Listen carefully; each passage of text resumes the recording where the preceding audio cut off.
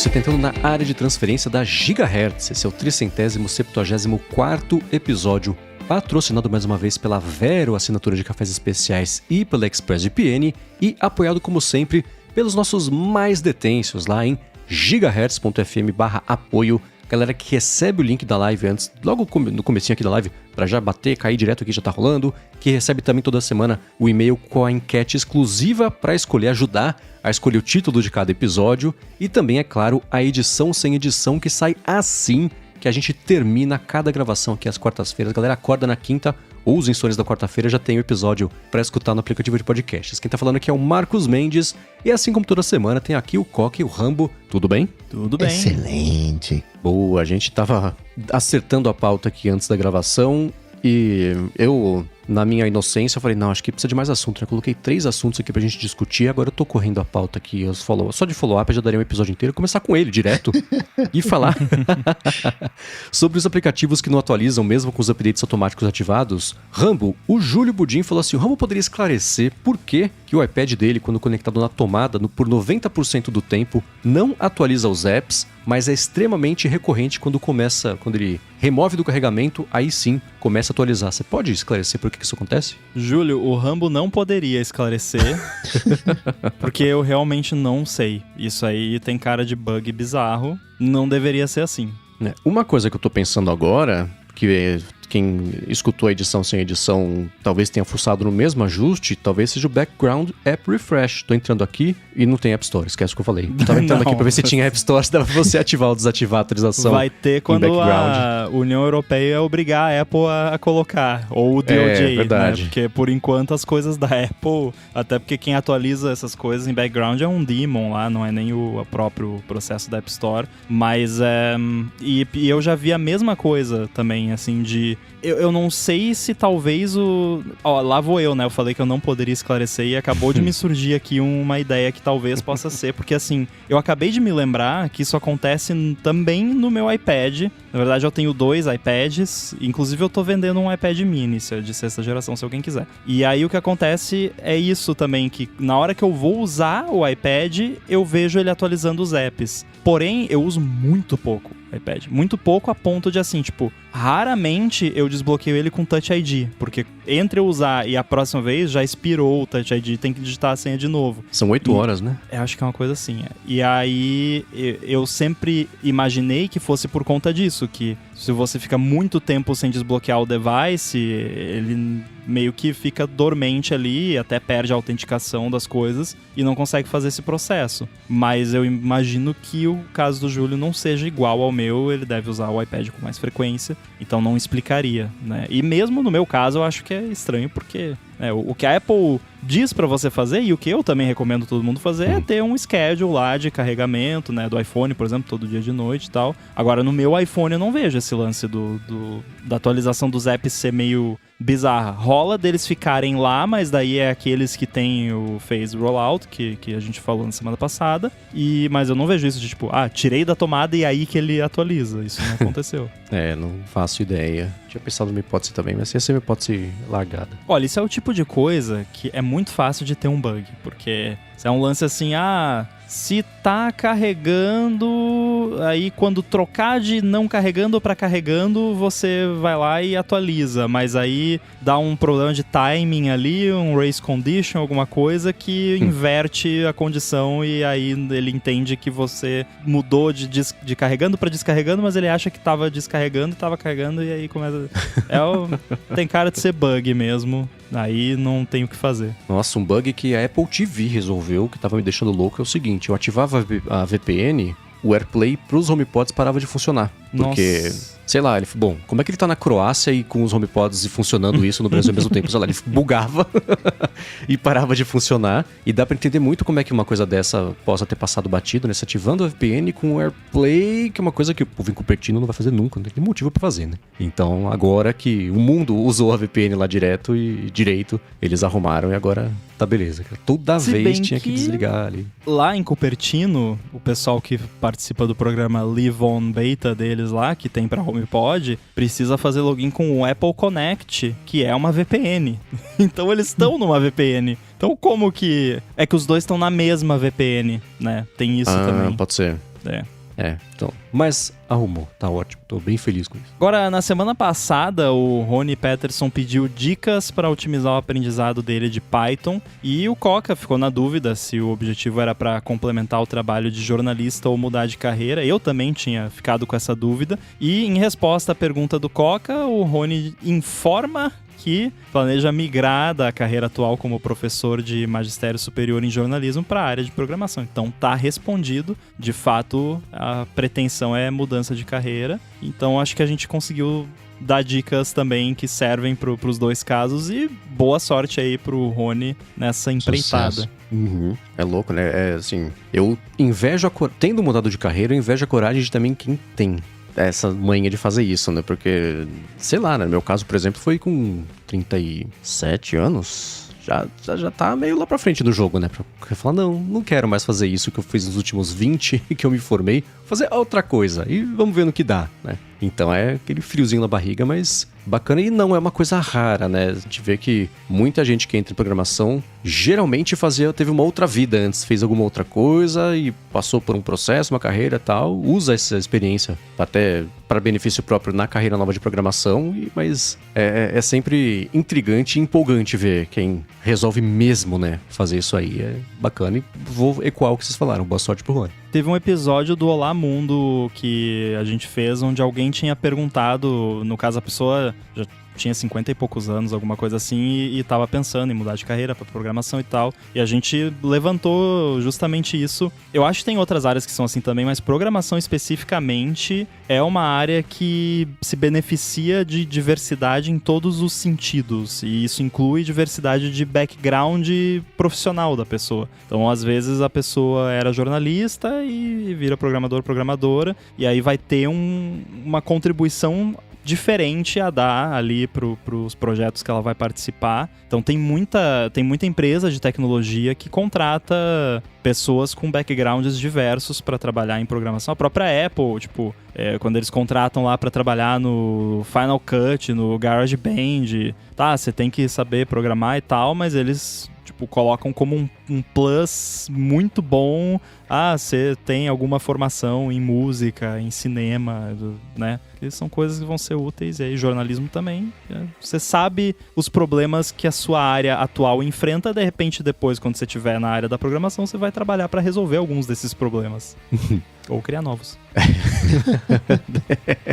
Agora, na semana passada, o Douglas falou que estava com um problema de luz vazando, né, na parte de baixo da tela do Mac dele, que ele dirigiu mais de 200 km para levar para a loja do Rio e mandar ele dar meia volta e marcar horário, que foi uma experiência horrível. E o Lucas Campos falou que a sugestão dele é acionar a Apple no juizado especial civil. Ele falou, fiz isso 2 vezes com o Bandgate do iPhone 6 e com os AirPods e ganhei as 2 vezes. Demoram 6 meses até se resolver, mas ainda é a melhor solução e o Código de Defesa do Consumidor defende, né? Bem isso aí, porque a Apple sozinha, de acordo com ele, não resolve. E o Alisson falou que teve o mesmo problema aí na tela do MacBook Pro M1, mas resolveu de outro jeito. Ele falou que foi no MyPlace, cobraram uns 5 mil reais aí, ele foi embora depois do susto, ele fala, né? Anunciei o Mac no LX, troquei o M1 num 14 polegadas M1 Pro. Ele falou que no caso dele era o vazamento de luz da tela de baixo para cima, né? Que eu acho que é o mesmo caso aqui, que ele comentou também na semana passada. Ele falou que saiu mais barato trocar o Mac do que consertar. Cara, eu tive isso, me lembrou o meu primeiro Mac lá, que eu contei, que saiu uma fumacinha,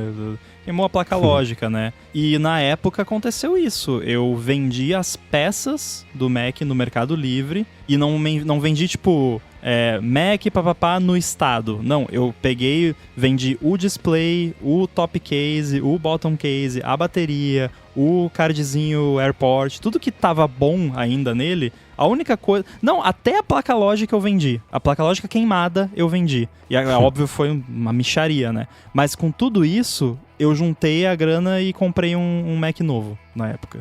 Que daí foi um MacBook Pro Unibody, que era top, maravilhoso na época e tal. Então, às vezes isso é uma opção. Você vende lá, porque, sei lá, tem uma loja lá, ou alguém que trabalha com manutenção de Mac, ou que tem um Mac lá que tá tudo perfeito no Mac, ou a tela do Mac tá boa e o resto não tá, queimou a placa lógica, mas a tela tá boa, o teclado tá bom, pega o seu Mac que só a tela tá ruim, bota a tela do outro Mac e pronto, tá um Mac novo, né? né? Mas que trabalho fazer essas vendas todas, né? Nossa, só de pensar, troca por uma Coca sem gás, quanto você me devolve? Fala, cara, pelo amor de Deus, né? Na época era mais tranquilo, acho. Não tinha tanto golpe como tem hoje. Aí sim. O juizado especial não precisa de advogado, né?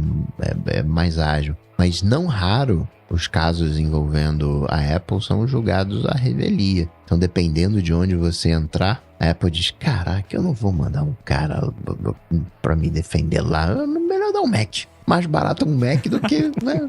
Abre o processo na cidade mais de interior que você conseguir.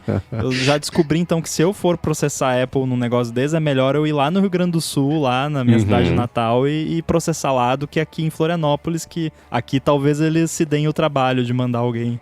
Vai ganhar o processo por WO. Exatamente. Agora, sobre a pergunta do episódio da semana passada sobre o teclado macro, o Duan falou que comprou um teclado macro bem baratinho no AliExpress, mas como a maioria é feita para Windows, ele configurou o teclado no PC Windows, trocou, por exemplo, o Command-C por Alt-C, e aí, ao plugar no Mac e clicar na tecla designada, pronto, faz exatamente a função que ele quer. Ele falou que para outros atalhos que não tenham nenhuma tecla específica, foi até mais fácil fazer isso, e conclui que, inclusive, o modelo que ele comprou tem um botãozinho que gira, um knobzinho ali de volume, que funciona perfeitamente também no Mac. Fica a dica aí. Boa. Às vezes, o processo de você configurar esses acessórios é um pouco mais complicado, porque se tiver um app, normalmente vai ser só um app para Windows. Embora tenha alguns até que você acha app para Mac, às vezes alguém faz uma versão open source lá e você consegue. Mas na pior, que nem é tão pior assim das hipóteses, você pede emprestado o notebook Windows lá, leva no trabalho que tem um PC, pluga lá, configura do jeito que você quer, né? E aí lembrando que foi bom o Du ter comentado que o Alt vira Command, né? Então se você for configurar no Windows, usa Alt no lugar de Command e depois pluga no Mac e tá funcionando. Ou então usa se fosse o meu caso, escrevia um app pra fazer isso no Mac. Ou então usa o Virtual Buddy. Não, ele só faz não roda macOS. Windows. Não roda Windows. E não tem o Virtualization não tem USB ainda, mas quando tiver vai ser mó legal. Pega o da Oracle, eu não lembro o nome. VMware, Parallels... E tem um outro... VirtualBox, que é gratuito. Embora o VMware tá com a versão gratuita também, o Fusion, mas tem que fazer cadastrinho. Mas aí coloca ali um Windowsinho só pra configurar e depois elimina.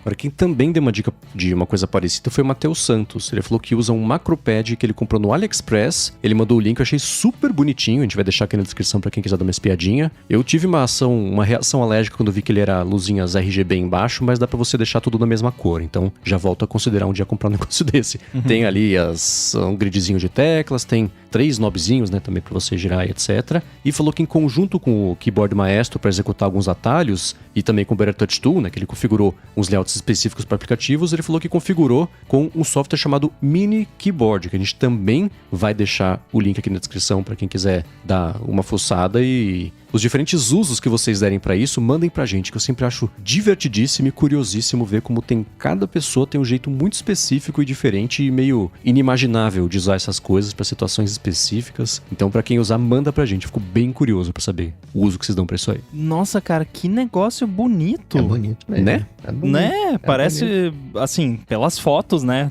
Teria que ver com as próprias patas, como diria o Mendes, mas pelas fotos parece um negócio bem feitinho, assim, né? Dá a impressão que eu vou pegar ele na mão e ele vai ter um certo peso, que o knobzinho ali vai ter aquele feeling gostoso. Agora, só vendo pra ver, né? Então, já tô comprando aqui. Outra hora eu faço o review pra vocês, mas eu achei mó bonitinho e baratinho, né? Relativamente barato, então, se for ruim, tá dentro do preço. Agora, se eu fosse usar um negocinho desse, eu ia encher de post-it em cada teclinha pra saber o que faz até decorar tudo. Por isso que eu gosto é o Stream Deck, né? Que tem tem uma telinha nas teclas, não tem? Que aí você pode, meio que bota o post-it virtual ali na tecla. Isso eu acho bem legal, bem divertido dele. Tem umas capas de teclado, não sei se vocês já viram, com uns atalhos dos aplicativos. Acho mó legal. Eu trabalhava com edição de vídeo. O meu sonho era ter a capa de teclado do After Effects, do Premiere. Eu já fui em estúdio que tinha... Era tipo o que separava os amadores entusiastas dos profissionais. Era você ter os atalhos do After Effects na capa de teclado.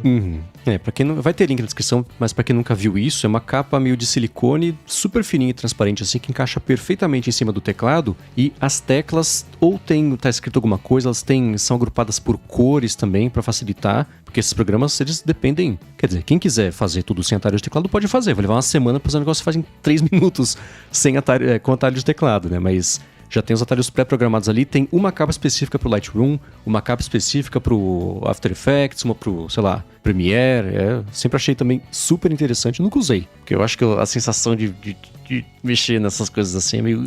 Eu prefiro a tecla mesmo.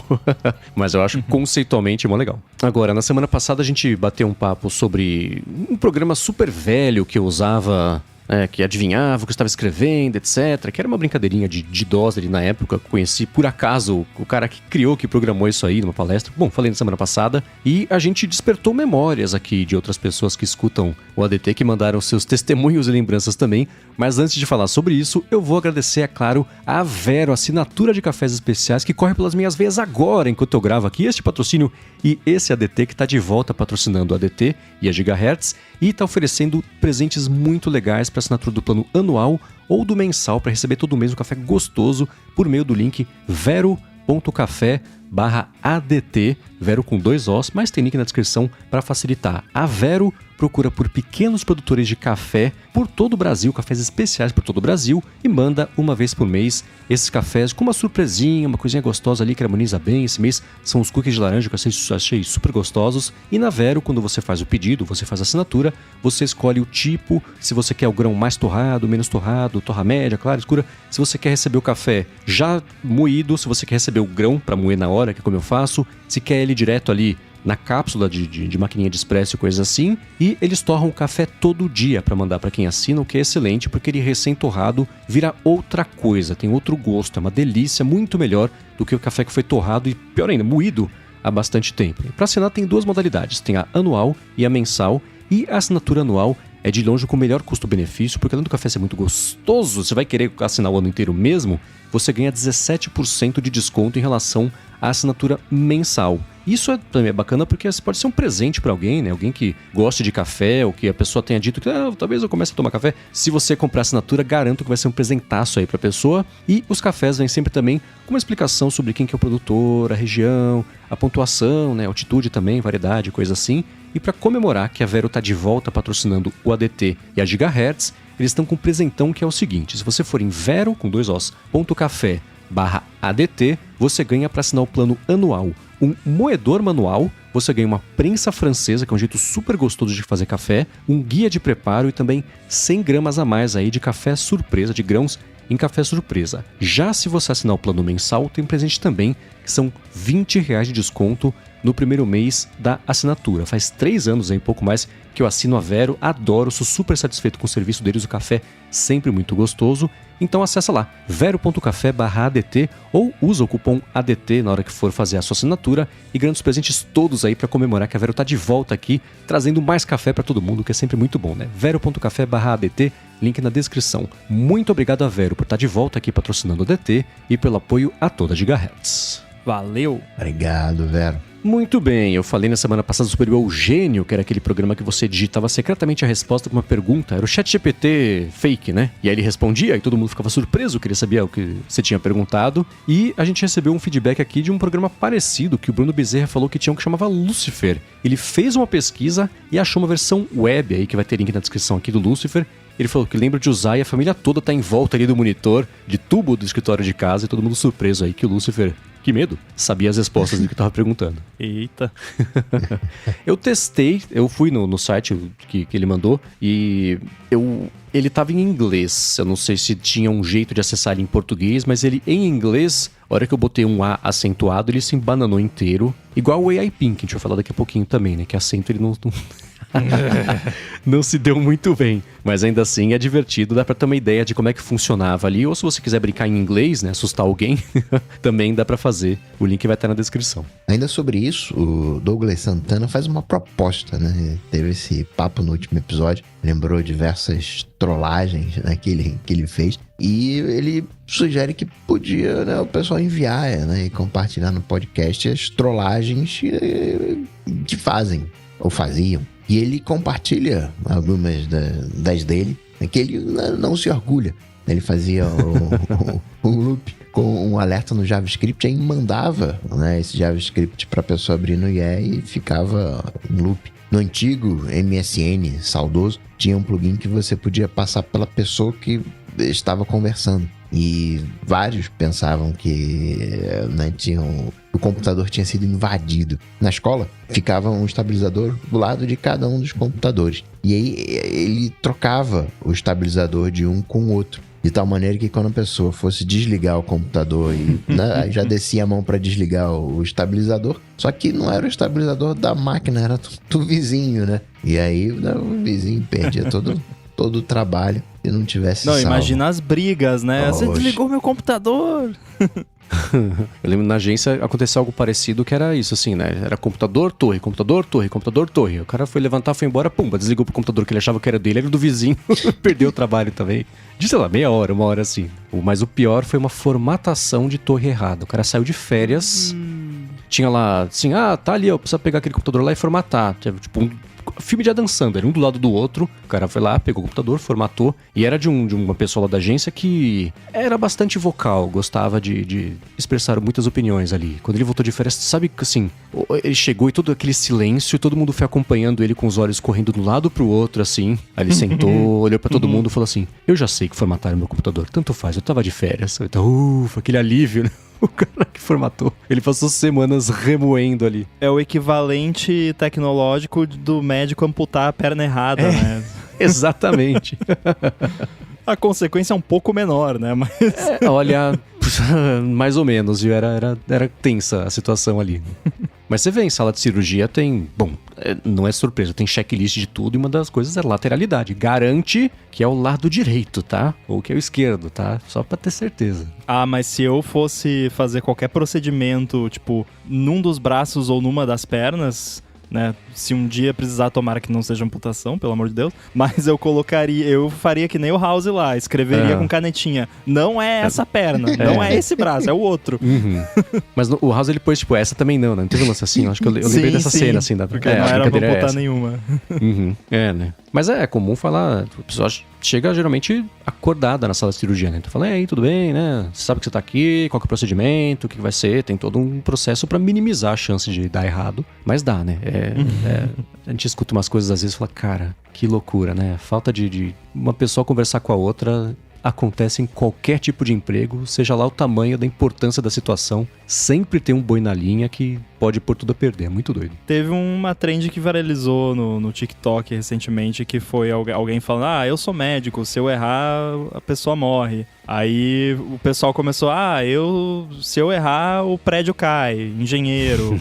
se eu errar, não dá nada, programador. Sei lá. Eu não lembro qual era do programador, mas enfim, teve vários assim, foi divertido. Toda profissão tem esses problemas, algumas com consequências mais sérias que outras. Né? Eu fiquei pensando, se eu errar, o episódio sai atrasado, então não é. Ou sai errado. Ou sai repetido, né? Teve uma coisa que eu cometi um erro que eu descobri que não fez a menor diferença, mas é bom você saber, porque talvez tenha feito diferença e eu vou aprender agora. O episódio secreto ou não secreto, eu lembro que eu editei o que saiu na última semana, link na descrição, e eu te fiz uma pergunta que eu acho que você ia demorar pra responder e eu ia ter que sair e voltar. Eu falei, bom, eu já deixei lá no arquivo, no Markdown, o horário previsto de publicação era que eu fosse voltar. Aí você respondeu antes de eu sair, eu falei, putz, beleza. Publiquei o episódio com o horário de lançamento, tipo, daqui a 3 horas. Publicou, foi pro ar. Não sei. Não dá nada. Só pode ser confuso. Eu não sei... Deve ter algum app de podcast que buga com isso. Mas dos que eu já testei, aparece lá o episódio e você vai olhar e tá como se fosse um episódio do futuro. Então não dá nada. eu pensei, bom, das duas uma, ou vai dar tudo errado, ou nas três uma, né? Ou sei lá, vai, não sei, buraco negro, dividir por zero. Vai, não sei. Ou, aí eu publiquei, ele saiu no site, eu falei, ok. Saiu no Overcast, apareceu no Apple Podcast, falei, bom, então tá no ar, né? Que a terceira opção era isso, era ele, sei lá, ser publicado na hora que eu falei que ele seria publicado, mas deu tudo certo. Seria mó legal isso. Seria ótimo poder agendar, mas a gente fala sobre isso um outro dia. Outro dia. Outro ano. Tá. Muito bem. Terminados os follow-ups, eu quero trazer aqui um assunto que apareceu na quinta-feira, pra variar, né? Maldição da quinta-feira. Que é sobre... Ele é quase um follow-up, né? Porque é sobre o AI PIN da Humane. Depois ainda de um existe? vídeo bem... Bom, eu não chequei... Entre a gravação e a publicação, não se sabe, né? Mas depois de um ano, sei lá, uns 2 anos de campanha misteriosa, criando hype e... É muito louco, como agora eu consigo entender, né? Ah, não tem produto, né? Mas tá aqui camiseta, gente. Aquele culto de personalidade, assim, né? Que culminou no vídeo de anúncio, que foi um vídeo estranhíssimo de um produto interessante. A gente discutiu sobre isso aqui. Aí eles adiaram uma ou outra vez o lançamento, a gente especulando sobre o quanto é interessante a ideia versus a praticidade de você projetar na mão, interagir por voz, etc. Aí eles publicaram um segundo vídeo logo antes do lançamento, que a gente repercutiu aqui, que foi um vídeo muito melhor explicando o produto e demonstrando e etc. E passando uma outra vibe da empresa e de tudo que cercava o produto. Até eles mudaram a forma como colocaram, não é mais vamos livrar você das amarras da tecnologia celular de telefone, mas é um complemento, etc. E aí eles lançaram. E junto do lançamento vieram os reviews das pessoas que a gente está acostumado a ver. Então teve um review do The Verge, Marcus Brownlee, Jonas Turner, diversos outros também que receberam e publicaram, e todos concordaram que não rolou, né? Foi... Sim, fazia tempo, eu acho, que eu não via uma coisa tão unânime e... Eu detesto usar superlativos, mas foi meio massacrante, assim, de... Cara, isso aqui não presta, não comprem...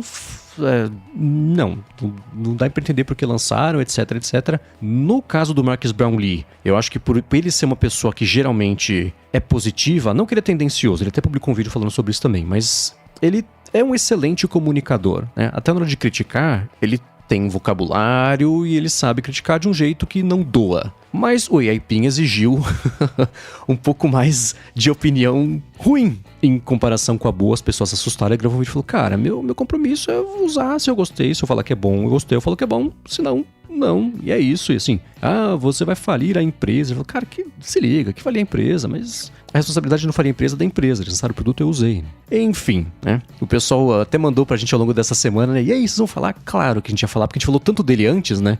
A gente ia falar depois. E eu quero ouvir as impressões de vocês, depois eu falo um pouquinho da minha também, mas uma última coisa que eu quero colocar, que eu não quero esquecer ou perder, ficar sem tempo de falar, é o seguinte. Eu me senti muito mal pelas pessoas que não tem nada a ver com a história. Digo, pessoal que passou os últimos 2 anos trabalhando num produto que acreditava e desenvolveu, e ralou, e lançou, e virou piada, e virou chacota, assim... Por essas pessoas que não são o CEO, que a responsabilidade no fim das contas é dele, né? Vai saber que tipo de pressões eles tiveram para lançar o negócio agora, antes de estar pronto. Mas eu fiquei pensando assim, imagina você chegar no trabalho, no dia seguinte que saiu e só tem review falando mal, e você tem que sentar ali e seguir trabalhando naquilo, abrir o arquivo que você salvou ontem e continuar, ou fingindo que nada aconteceu, ou... Sabe, essa sensação, eu fiquei pensando nessa galera, eu falei, cara, que ninguém lembra que existe, né? A gente vê o CEO falando, a gente tira sarro porque ele tá usando uma roupa estranha, a gente vê um produto, a gente gosta ou não, fala que o produto é perfeito ou é terrível, que tem que ser esses 2 extremos sempre, e quem tá ali, entre aspas, só trabalhando, é meio esquecido no rolê. E de propósito, né? Porque a empresa é a empresa, as pessoas que trabalham são as pessoas que trabalham. Mas não sei, o que eu vou tentar falar sobre ele aqui vai ter um pouco dessa sensibilidade também, que eu acho que falta às vezes um pouquinho, especialmente quando é pra criticar. Mas, sei lá, isso sou só eu que tô pensando aqui nos humaninhos ali trabalhando junto. Tem muitas camadas, né? A gente poderia ficar 2 horas aqui só falando dessa parte de reviews e do mata empresa, não mata empresa. Eu concordo com o que você falou e eu acho importante sempre ressaltar, não que isso vá fazer diferença, até porque essas pessoas não estão ouvindo o ADT, né? Mas, assim, mesmo que a gente fosse um podcast gringo em inglês e tal, pra pessoa que tá só trabalhando lá e que tá triste e tal, não ia adiantar a gente explicar, né? A gente não tá falando de você como pessoa, né? Mas eu acho importante falar isso, porque eu acho que tem pessoas, sim, que se excedem, às vezes, né? Uma coisa é você criticar ali o produto, a empresa, o posicionamento da empresa, outra coisa é você estender isso às pessoas como um todo da empresa, né? CEO e pessoas públicas da empresa, eu acho válido você criticar, desde que, né, criticar com bom gosto, se é que dá pra fazer isso, né? E aí, nesse caso, não tem muito como passar pano pra Humane, porque o posicionamento deles foi arrogante desde o começo. E aí, como empresa, eles estão colhendo os frutos dessa arrogância, porque eu não tenho muita empatia pra ficar com peninha da empresa que teve esse posicionamento arrogante de que nós vamos mudar o mundo e que vamos matar o smartphone que está escravizando todo mundo com esse super produto maravilhoso e sei lá quantos anos de hype, e a gente já trabalhou na Apple e aí lança isso, né? Não dá pra passar pano, né? Mas não é uma crítica às pessoas que estão lá trabalhando, como você disse. É uma crítica ao que rolou, ao que saiu. E talvez se o posicionamento deles fosse diferente, a gente estaria reagindo diferente a isso. Mas o posicionamento da empresa, público, foi, em grande parte, responsável pela reação um pouco mais grossa mesmo, né? Um pouco mais forçada, assim, de realmente, não raiva, mas desapontamento mesmo, né? De tipo, cara, sério, que porcaria, você falou que ia mudar o mundo. Então eu acho que é isso, assim, não estamos falando das pessoas, estamos falando da empresa, do posicionamento dela, do que saiu de fato que não agradou, né? E eu não acho que o MKBHD fazer um review ruim acaba com uma empresa. Ele concorda com isso, ele até fez um vídeo que a gente vai deixar o link aí explicando o lado dele. Eu acho muito complicado esse lance de... Porque eu fico imaginando alguém da escala dele, né? Porque já aconteceu comigo isso, que a minha escala é tipo várias ordens de magnitude menor que a dele. E já aconteceu comigo de alguma coisa, alguém me fala, pô, mas você não pode falar esse tipo de coisa com o alcance que você tem, que falta de responsabilidade, não sei o quê. Que foi o mesmo que falaram pra ele, né? Tipo, você não pode fazer isso, cara. Olha aí, você tem milhões de seguidores, isso é uma irresponsabilidade. Mas, cara, ele não pode ser honesto por ter milhões de seguidores? Ele tem que ir lá e fazer um vídeo falando que o produto é bom, sendo que o produto é ruim, só com pena. Eu acho muito mais importante ele ser honesto e prevenir talvez que uma porcentagem daqueles milhões de seguidores que confiam nele comprem um produto que não vai ser bom pra eles, do que beneficiar ali uma empresa que tem, sei lá quantas pessoas, 20, 30, não sei qual é o tamanho da Humane, né? Que, de novo, tenho pena do pessoal que tá só lá trabalhando e tal, mas ele tem que servir o público dele e o público dele quer que ele fale a opinião honesta dele, né? Em relação ao Marx, eu acho que, como a gente falou, ele é um bom comunicador. E mais do que isso, ele se passa como um amigo, né? Ele não tem aquela vibe de... Né, que o Mendes tanto gosta, né? Galera, assina aqui, aperte o botão, se inscreve. Nossa, isso eu adoro do canal dele. Não tem... É só o conteúdo mesmo. E aí os anúncios às vezes, mas, né? Tem que ganhar a vida, né? E ele não é um cara polêmico, né? Ele nunca entrou no Twitter pra movimentar criptomoedas ou coisa do tipo. Né, não tá envolvido em polêmicas, então, né? E ele não fala coisas inflamatórias só pra gerar discórdia, ele não faz esse tipo de coisa também. Então, numa primeira análise, assim, num primeiro momento, o Marx tem uma conduta ali ilibada. Aí você vai fazer a análise da Humane, que tem 5 anos, 200 funcionários, vale uma pata de unicórnio, 1/4 de bilhão, que fez um produto que não se integra com terceiros, não tem um modelo próprio. E aí você pega a Rabbit, que é 1/5 dela, tem 50 funcionários, vale $50 milhões, ganhou 40 milhões de investimentos depois que apresentou o produto. Tem o seu próprio modelo, né, o seu LAN, o seu Large Apps Model, whatever. Assim, é o review que tá matando a Humane ou é um produto ruim, uma gestão questionável e tudo mais? Foram 5 anos. São 5 anos de Humane. Humane, né? Não sei.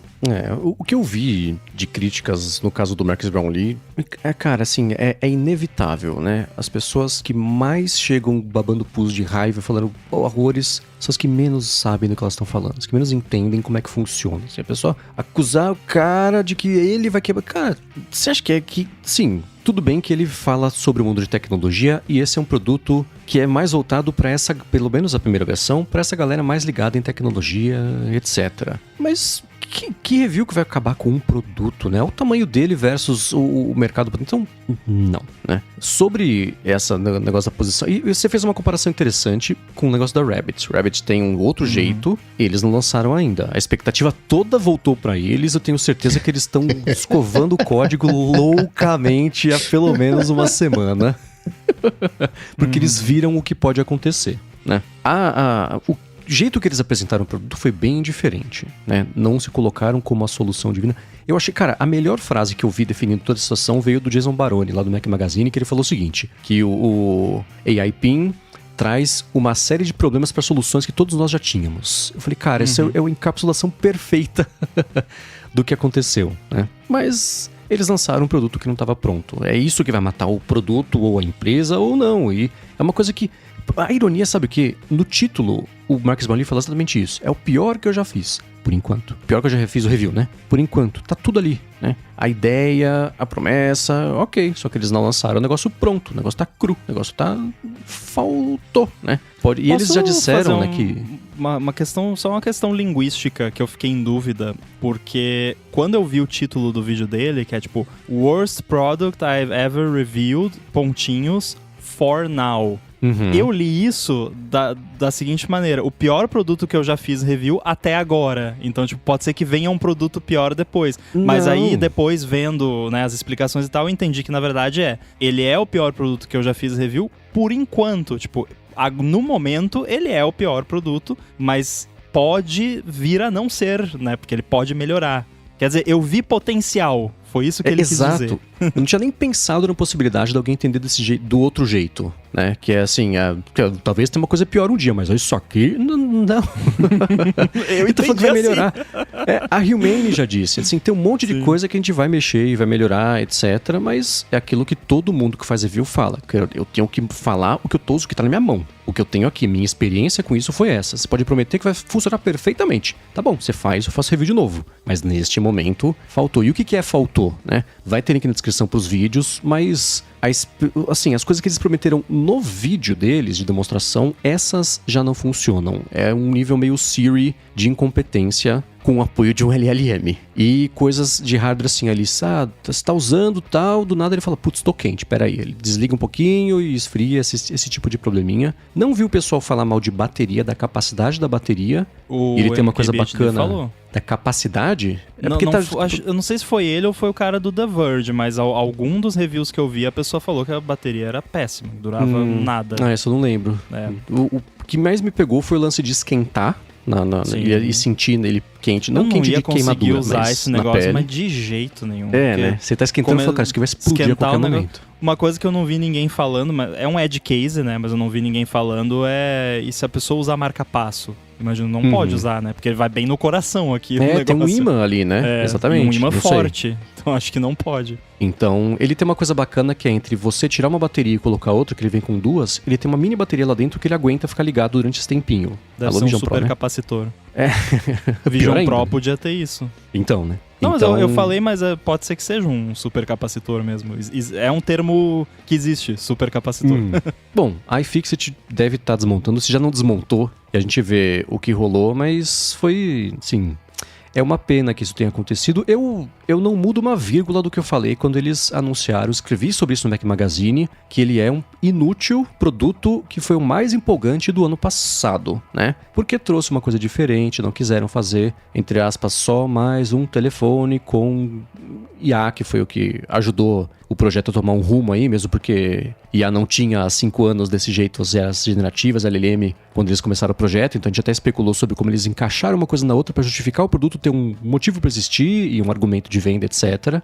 Mas eu não muda essa opinião de que bom que ele existe. Ele pode ter puxado a existência do Rabbit R1, que eu também falei, ele não é o futuro, mas é o caminho pro futuro, que vai puxar outras coisas. E sabe o que pode acontecer? A gente vai dar essa volta toda pra concluir que, não, no telefone tá bom. Mas investigamos isso. Se pintar uma coisa, um playdate da vida com base nisso, legal, divertido. Não vai ser a próxima grande coisa, mas vai fazer parte do que vai construir a próxima grande coisa. Então, eu espero que esse tipo de acidente de percurso grande não elimine a chance de mais empresas e startups arriscarem de fazer outras coisas assim, porque eu prefiro 1000 vezes um flop desses do que um iPhone 17 com mais câmera e com uma Siri melhorada. Eu prefiro o iPhone 17, porque pelo menos ele vai funcionar.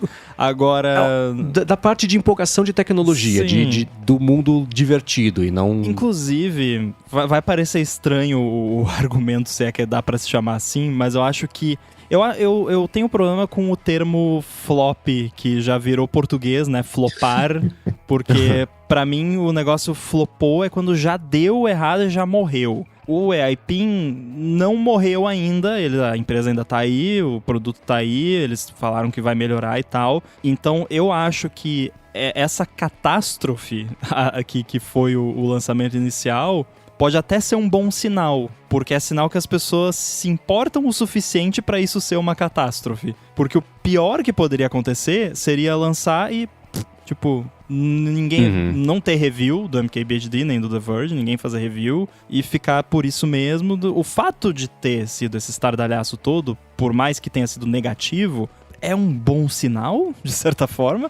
É sinal que existe interesse no produto, pelo menos. Que eu, honestamente, o meu interesse é puramente de curiosidade técnica e de usabilidade e tudo mais. Porque eu acho, já desde que eu vi esse negócio pela primeira vez, que o conceito fundamental desse produto não é viável. Não é viável mercadologicamente falando. Você não vai me convencer a usar um negócio desses. Pelo menos eu não consigo ver como alguém iria me convencer, porque eu já uso relógio, eu já uso fone de ouvido, eu já uso smartphone. Ter mais um treco pra andar grudado em mim, mais um treco pra carregar? Não, eu não vou usar. E pra que benefício, né? Tirando todos os problemas do EIPIN, que a gente pode até detalhar alguns deles aqui, catastróficos, tirando todos os problemas, não é a funcionalidade útil pra mim. Tipo, eu não vejo nada que eu poderia fazer com ele que é melhor do que o que eu já posso fazer com um celular que já tá no meu bolso, ou com o meu Apple Watch. Nem timer esse troço tem, né? O meu Apple Watch eu falo ali, levanto o braço e falo, set a timer for, barará, e ele bota. E aí você vê os problemas também, né? Pra mim, o melhor de todos, o pior, né? Depende do ponto de vista, acho que foi a primeira vez que eu vi uma tecnologia quebrando a quarta parede, que foi quando o cara pediu lá pra tocar a música da Beyoncé, e aí Beyoncé tem o acento, né, no E, no final, e aí, em vez dele falar playing não sei o que by Beyoncé, não, o problema não foi que o EIPIN não entendeu o que o cara falou, não, o acento quebrou ele de tal forma que ele leu Beyoncé, e aí 006 leu o código Unicode do acento, e isso criou uma quebra de prompt, e ele começou a ler o system prompt dele pro usuário e começou, se o usuário pedir para você criar uma lista, preencha os slots de ações. Ele começou a ler o código fonte dele em voz alta. Já pensou se a carangueja fizesse isso? Que loucura! E foi isso que aconteceu. O que no vídeo dele lá e nessa situação e tal, que engraçado, que negócio mal feito. Pô, não fazer escape né, em Coca. Não é a primeira coisa que você faz, né? Manipular string, faz escape das coisas e tal. Aí tinha um backtick ali, quebrou o negócio. É engraçado, mas isso é uma falha de segurança gravíssima. Que alguém poderia falar um negócio ali que cria uma injeção de prompt e manda o negócio fazer coisa por você, sabe? Aí o Manny se posicionou em relação a tudo isso que foi falado. Porque não é o Manny, né? O Ken, né? Que é o responsável. E ele disse que ele usa o EIPIN o tempo todo, mas que realmente é frustrante em alguns momentos. O próprio cara sumiu.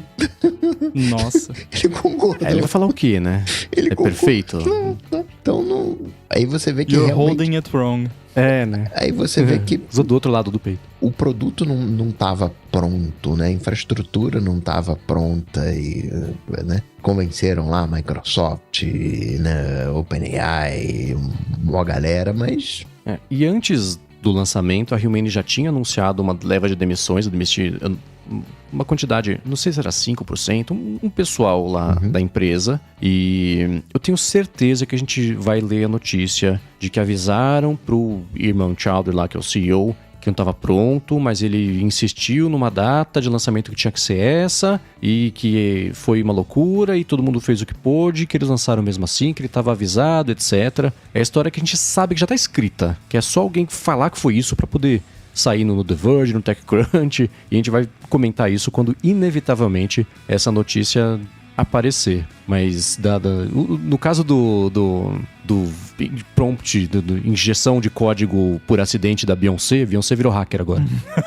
Uma das instruções lá que ele leu em voz alta é assim: evite fazer perguntas para esclarecer o que a pessoa quer que seja o que ela pediu. Tipo, a parte do negócio é assim, cara, resolve com as ferramentas que você tem, com a informação que você tem, mas acerta. Mas não pergunta, não peça esclarecimento, o que eu achei muito louco, né? Porque parte de você cumprir a tarefa, você entender qual que é a pergunta, a premissa, qual que é o comando, né? Mas tirando esse pedacinho assim, tem coisas, eu acho que no review do The Verge ele foi um pouco mais detalhado sobre isso, que quem usa a Siri tá muito acostumado, cara, faz A. Fala, tá bom, pedindo sopa. Você fala, como que faz A você pedindo sopa?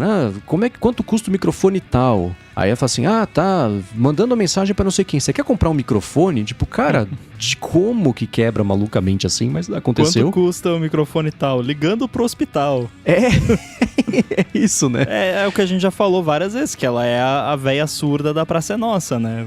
Totalmente. Então essas coisas que a gente usa, a Siri está mais acostumado a fazer, a ver acontecer, né? Coisas também que chamaram a atenção, que fizeram falta, foram o que o Rambo falou do timer, né? Coisa que a gente imagina que seria padrão de ter, assim, né? E são umas 3 ou 4 ali que ele pedia pra ela, falar, cara, isso não tem, isso vai chegar, estamos fazendo, mas ainda não dá pra fazer. Não, e outra coisa, como absolutamente tudo que ele faz é com LLM, pra você setar um timer ia levar uns 10 segundos até ele responder e setar o timer, porque ele tem que mandar o que você falou lá pra OpenAI, pra ele interpretar e cuspir um código pra ele compreender como uma ação a ser feita, né? E aí pode entender errado, e aí se você tiver que repetir quando vê, você quer setar um timer de 30 segundos e já passaram os 30 segundos e você não conseguiu setar o timer ainda, né? Porque eu não acho que aquele negocinho que já tá tendo problema de sobreaquecimento agora vai conseguir rodar algum tipo de coisa local. É tudo remoto. Sim, porque tem coisas assim, alarme para 6 da manhã, ele fala, não consigo, tá, timer para não sei o que lá, não consigo. Isso já é um problema resolvido local, que dá pra fazer, a gente já tem acesso a isso, mas daquele tamanho, não sei, né? Tá mais pra Moisés Pin, né? Não consigo. Manda e-mail, não consigo. Aquele... Quantas de caloria? Analisa essa comida aqui. Ele fala, putz, não consigo. Fala, os 2 vídeos mostrava lá quantas calorias tem aqui nesse bando de amêndoa e não sei o que lá, é bom pra mim, faz bem. E no primeiro tava errado a informação. Então. A quantidade ali de comida. Então, assim, eu vou me repetir, é uma pena que isso tenha acontecido, porque tinha sido uma primeira chance enorme de mostrar que vale a pena investir em uma coisa nova e diferente, etc. Não rolou. Existe uma outra discussão, eu não escutei ainda o último Accidental Tech Podcast, o Rambo só comentou comigo que eles falaram sobre isso, mas que eu acho que vale a gente trazer aqui, talvez não do ponto de vista deles, que me parece que o ponto de vista deles foi meio que culpa da Apple por não permitir integrações, que o AI PIN falhou inicialmente na tarefa de ser um AI PIN. O que eu vou colocar de premissa aqui, não tendo escutado aquela conversa, foi o seguinte: será que a Humane falhou ao não ter um aplicativo companheiro com o iPhone? E tudo bem que para usar o aplicativo companheiro o iPhone tem que estar destravado, com acesso lá, ok, né? Existem limitações de hardware do iPhone, mas o iPhone não pode ser responsável pelo funcionamento do AI PIN, né? Cada um faz a própria lição de casa e manda lá pra correção. Mas se eles tivessem passado a depender um pouco mais do telefone, será que teria dado pra eliminar alguns desses problemas? Ou a partir do momento que você usa o telefone, não precisa do AirPin? Tem um lance assim, eu via, inclusive esse do ATP que você comentou, que a conversa meio que vai pra um lado de o AIPin não tem como dar certo porque ele não tem como se integrar com o iPhone porque a Apple não deixa e basicamente o DOJ está certo, né? O que tem mérito, né? Não vou dizer que não tem, porque é aquilo que a gente falou quando a gente falou do lance do DOJ, que sim, o Apple Watch se integra com o iPhone de jeito que acessórios quaisquer não tem como, porque a Apple não tem APIs para isso e tudo mais, e beleza. Agora, o AIPin especificamente, a gente não pode se esquecer que a proposta inteira dele, arrogante desde o começo, foi: nós vamos substituir o smartphone. Então eles, por escolha própria e por decisão de design de produto, decidiram que seria um device standalone que não ia se integrar com o smartphone, porque a ideia era você não usar o smartphone.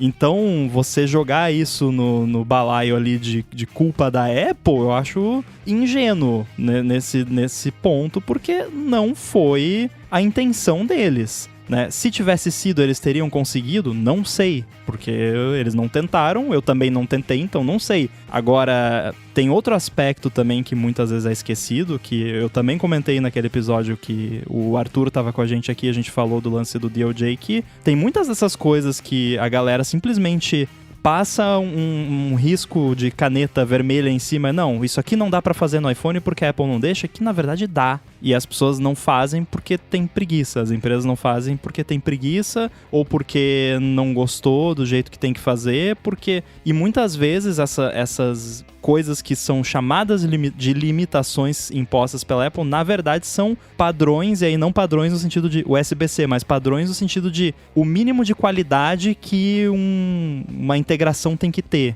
Que a Apple é exigente, a Apple é chata pra caramba, é uma empresa chata. Tanto é que a App Store lá, pra você aprovar um app é chato pra caramba, cheio de regrinhas e coisa, mas isso resulta numa coisa melhor lá pra frente, num produto melhor, numa integração melhor e tudo mais. Então, se você quer fazer um produto que pega ali as suas notificações do iPhone e faz um resumo no final do dia, dá pra fazer. Que controla o playback de música no iPhone, pega o que tá tocando, monta a playlist, dá pra fazer. Se você fizer um app que se comunica com esse seu acessório, depois que o usuário fez o setup lá inicial no seu app, em background o seu app consegue se comunicar com o seu acessório via Bluetooth, consegue pegar e compartilhar a internet do iPhone com o seu acessório para você não precisar de Wi-Fi, nem de 3G, 4G, etc. no seu device. Tudo isso dá para fazer. As empresas não fazem, não sei, porque não querem, porque dá muito trabalho, porque custa caro desenvolver, não sei por que não fazem, mas dá para fazer.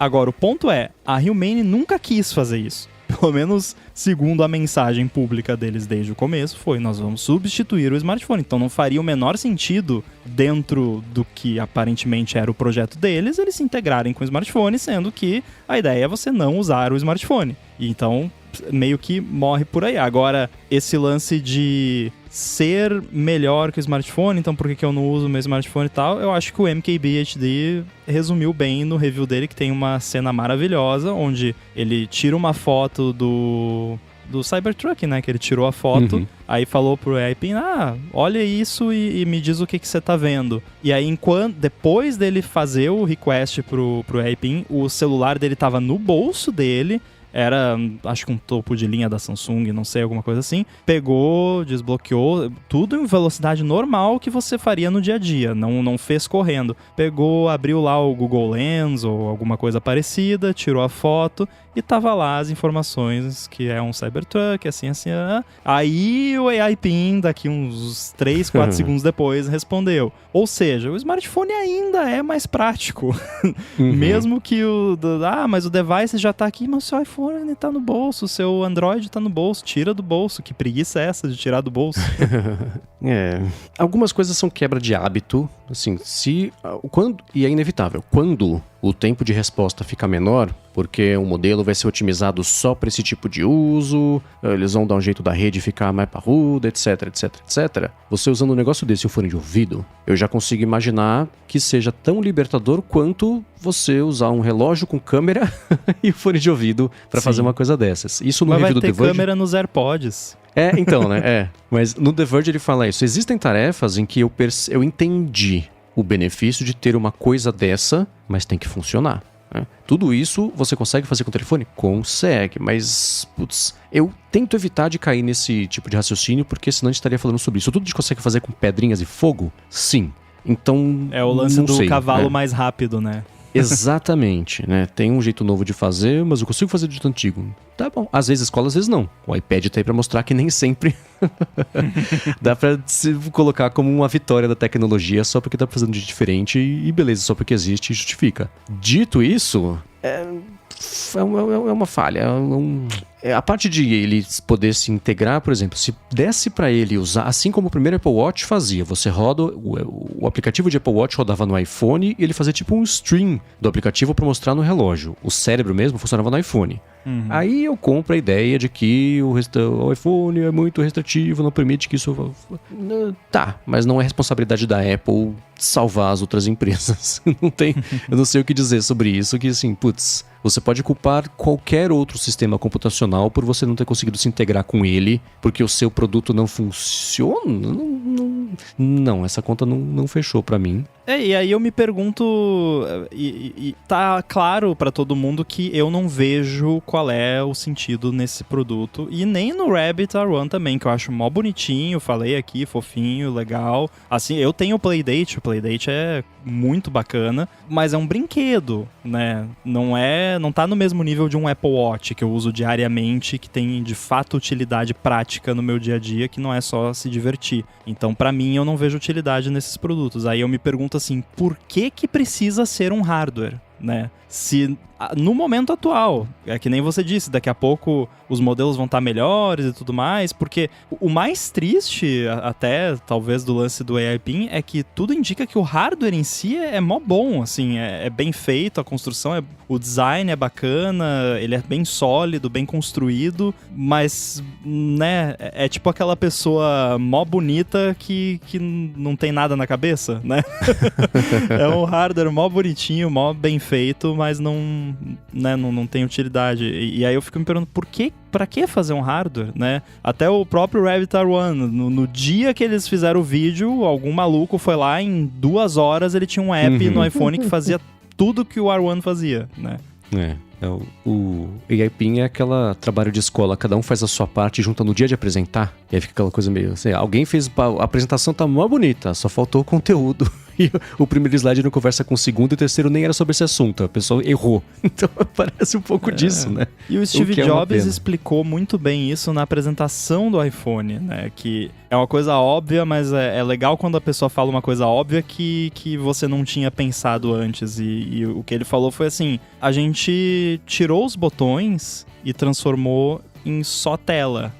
Giant Screen, ele falou ainda, né, no iPhone original, que é muito engraçado você pensar hoje. Mas, porque a gente tem um botão ali, depois que a gente vendeu o celular pra você, a gente não tem como colocar outro botão. Então a gente resolveu fazendo que nem a gente fez com o computador, né? A gente tem uma tela e a gente bota o botão que a gente quiser na tela, né? Foi isso que a gente fez. E é quase como se isso fosse uma boa ideia, né? E aí, por isso que esses produtos de hardware me deixam confuso, porque os smartphones, da forma como eles são hoje em dia, que são ainda mais só tela do que eram naquela época, quando você abre uma experiência ali no device, ele meio que vira aquela experiência. É quase como, né, aquele lance de blur the line between hardware and software que a Apple tanto fala, né? É isso, né? E aí, mas um app, o iPhone limita muito que o app pode... Cara, se o seu app for muito bom, eu deixo ele rodando ali, bloqueio a tela do iPhone pra na hora que eu desbloquear, o app já tá ali. Não tem problema nenhum. O seu app vira a minha home screen, basicamente, na prática, né? Tipo aquelas watch faces Tabajara lá que o pessoal faz, né? Então... da forma como a coisa funciona hoje em dia, pra mim não faz sentido você atacar esse problema via hardware. Me parece mais sentido atualmente trabalhar isso em software. Mas eu tenho um viés, né? Então fica bem claro isso aqui. Geralmente, uma boa inovação, um bom produto é a junção de outros 2 ou mais produtos, 2 ou mais inovações. O iPhone, por exemplo, né? A gente pode fazer paralelos. Juntou o telefone com o computador e qualquer coisa assim. No sentido de que trouxe coisas que a gente já sabia usar. O iPin é um broche projetor, ele tem conceitos, né? Não é que ele não vem de nada, mas ele não tem um paralelo anterior, ele não é a junção de outras invenções. Claro, tem ali a IA, mas é um paradigma completamente novo. E a gente fica um pouco perdido em como usar, né? Peraí, o que eu faço com esse broche à mão? Né? E além disso, os caras estão perdidos em definir o rumo do processo. É por aqui, é desse jeito. Não, aí vai, faz, refaz, troca o vídeo. Né? Para mim, espero que algum dia a gente tenha uma invenção que a gente possa dizer, isso aqui é o iPin mais o Rabbit, ou qualquer coisa nesse sentido. E aí a gente vai ter uma grande invenção, a gente vai ter um modelo, mas hoje ainda tá muito, muito solto, muito largado e sem rumo. A gente já mencionou isso aqui, eu acho, mas é assim, pra mim ficou bem claro que não ia se chamar AI PIN. Isso aí foi tipo, quando eles viram o que aconteceu no mercado, eles totalmente pivotaram, né? Não foi bem uma pivotada, porque provavelmente a ideia do hardware, pelo menos, era mais ou menos essa desde o começo, mas eu tenho a sensação, e eu vi outras pessoas comentando, que foi tipo assim, o dinheiro tava acabando e a gente precisa lançar alguma coisa, então vamos pegar, agora que a gente tem basicamente, né, anos e anos de trabalho que a gente teria, fizeram por nós, aqui a gente pode acessar isso agora, né, pagando e tal, mas pode acessar, ou vamos usar isso, né, já dá pra fazer com isso, vamos fazer, que beleza, dá, né, mas... E aí eu fico me perguntando como seria o device se não tivesse rolado o lance dos LLMs e tal, porque é óbvio que não tava nos planos deles, porque eles não estiveram envolvidos no desenvolvimento de LLMs e tudo mais, não foram eles que fizeram GPT e etc, então eles não previram isso e eles não estavam trabalhando para isso, eles estavam trabalhando, sei lá como é que ia funcionar sem ter o chat GPT por trás, então eu fico bem curioso, assim, mas a impressão que dá é justamente que não era pra ser isso, aí vamos ter que lançar alguma coisa, aquele lance de VC funding que eu odeio e tal, e aí provavelmente se não implodir, alguém vai comprar eles. E a impressão também que eu tenho depois de ver o produto é que foi muito uma coisa que é uma coisa muito perigosa, que é o lance de você ter a tecnologia e você inventar um produto para ela, que foi o caso desse projetor aí. Parece muito lance assim, alguém viu esse projetor que dava para fazer, que tinha uma empresa lá vendendo e pensou, nossa, eu podia fazer um negócio assim, né? O que não é sempre uma má ideia, mas geralmente o ideal é você ter uma visão de um produto e você reunir, né, como o Coca disse, combinar várias inovações e coisas para tornar aquele produto possível. Agora, você vê um negócio ali e pensar, vou inventar um produto para essa coisa aqui que projeta, e que é ruim, né? Porque o que era pra ser, talvez, o carro-chefe do negócio é muito ruim, que não dá pra usar na rua, porque não tem brilho que chegue. Mesmo não tendo brilho que chegue, esquenta e você não consegue mais usar o negócio. Não dá pra ler nada, fica tudo distorcido. Gente, a nossa mão é feita de carne, de pele, tem curvas, tem dobras. Como é que você vai ler um negócio na tela torta? É tipo quando você projeta o projetor lá pra fazer um keynote e tem aquele pano todo enrugado na parede, não fica legal, né? Aí eu fico imaginando, e se a Apple fizesse um negócio assim, porque a ideia por si só é futurista, é maneira, vai projetar ali e tal, mas aí eu fico imaginando, a Apple faria um esquema que, sei lá, mapeia a sua mão em 3D e distorce, faz a distorção oposta na imagem que tá projetando pra ficar como se não tivesse distorcido na sua mão. Isso é o nível de qualidade que eu esperaria. Agora, um negócio que projeta um troço todo ferrado ali, torto, que não dá pra ler, né? Pra quê?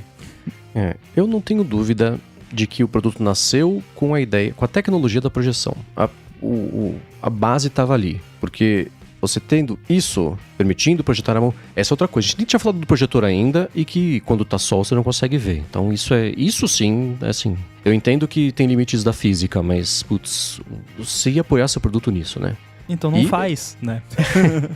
Mas antes de LLMs, etc., a gente já tinha reconhecimento com visão computacional de coisas, tanto que já tinha o Google Lens, funcionava de jeito diferente, etc. Mas tá, eu consigo imaginar. Tem a interface pela mão, legal, projeta a interface pela mão. A gente consegue ter uma câmera que com visão computacional deixa você fazer pesquisa de coisas e podemos ter um assistente nível Siri, Google Assistente e outros que permita essa interação, essa conta fecha. Eu fico imaginando quando sai o ChatGPT, vocês falam, cara, isso aqui vai acelerar em 3 anos o lançamento do que a gente precisa. E o negócio foi ficando se mostrando cada vez mais útil. E eles pensam, cara, a gente tem que se apoiar cada vez mais nisso, porque isso aqui resolve todos os casos de uso, de interação, de pesquisa, de visão computacional, etc, etc, etc, etc. Aí o projetor nem vai precisar com tanta frequência, porque dá pra resolver tudo com voz por meio dos LLMs, e beleza, né? Eu tenho certeza, ele chama Human Pin. O AI, porque, putz, AI, etc, faltou fazer o resto da lição de casa. Então, eu acho que se eles lançarem uma segunda versão, né, o mesmo papo do Vision Pro, né, resolvendo os problemas básicos que mais fazem falta agora, que é de não ter o alarme, etc, etc, você perguntar e ele entender, que aí vai um problema talvez de ajuste de microfone, talvez da posição do microfone, vai saber como é que tá essa captação, né. Mas para uma segunda versão, consigo imaginar isso melhorando, mas ainda assim com as mesmas limitações e problemas que existem hoje em dia, sendo a principal delas o quê? Pra quê mesmo?